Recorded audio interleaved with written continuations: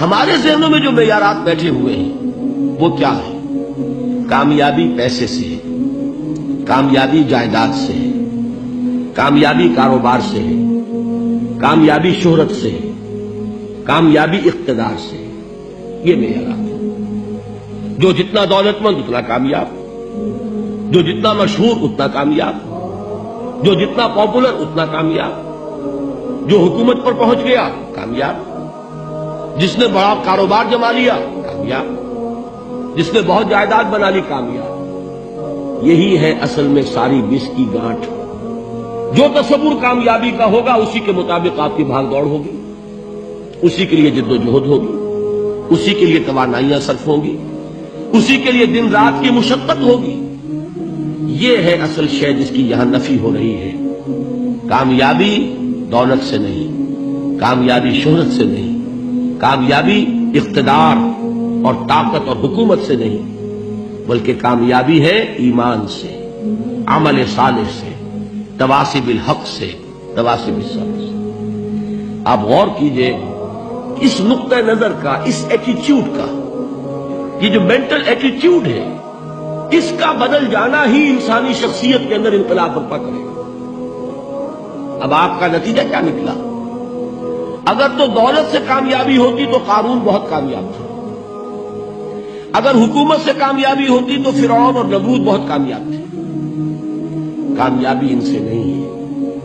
کامیابی انسان دولت میں قارون کی دولت تک پہنچ جائے اور دنیا میں دبدبہ اور اقتدار اور سلطنت اور حکومت کے اعتبار سے وہ نمرود اور فرعون کا مقام حاصل کر لے، وہ ناکام ہے، خائب ہے، خاسر ہے، برباد ہے۔ اور ابو ذر غفاری کامیاب ہے، چاہے ان کے پاس کچھ نہیں تھا، جھونپڑی تک نہیں تھی، کوئی گھر نہیں تھا۔ حضور نے فرمایا ہے اللہ کے کچھ بندے ایسے ہوتے ہیں جو کسی محفل میں جانا چاہیں تو انہیں اجازت نہ ملے، جو کہیں اگر رشتہ کرنا چاہے کوئی ان سے رشتہ کرنے کو تیار نہ، کہیں کوئی سفارش کرنا چاہے تو ان کی کوئی بات ہی نہ سنے۔ لیکن اللہ کے ہاں ان کا وہ مقام ہے کہ اگر بھولے سے بھی کسی بات پر قسم کھا بیٹھتے ہیں تو اللہ ان کی قسم کی لاج رکھتا ہے۔ یہ ہے فرق، یہ جان لیجیے اچھی طرح۔ اس بات کا مان لینا آسان، اس پر سبحان اللہ کہنا آسان، لیکن اس کے مطابق آپ کے اپنے ذہن کا بدل جانا بہت مشکل، اس لیے کہ ہم متاثر ہوتے ہیں اپنے ماحول سے۔ وہ بڑا محل ہے، دیکھ کر ایک دفعہ جھجری آتی ہے، وہ بڑی سی 20 فٹ لمبی کار سناٹے کے ساتھ آپ کے پاس سے گزر گئی۔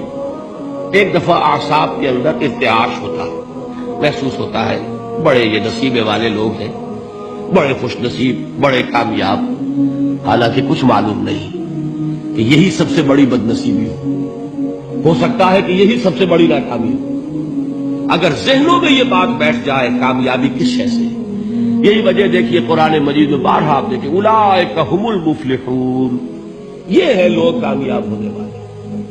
آج یہ آپ نے نماز میں وہ آیات سنی، یا ایھا الذین آمنوا ارکعوا واسجدوا واعبدوا ربکم وافعلوا الخیر لعلکم تفلحون۔